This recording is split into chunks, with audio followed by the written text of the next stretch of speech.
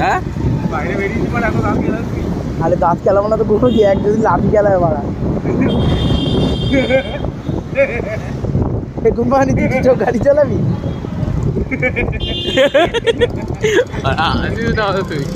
আজকে তোর হাত কাঁপে মারা ভাই সামনের গাড়িটা দেখুন 300 কেজি মারা 3 জনের 300 কেজি মারাই দিয়েছে গালাগালি মিউট করে দেবো আমার ওখানটা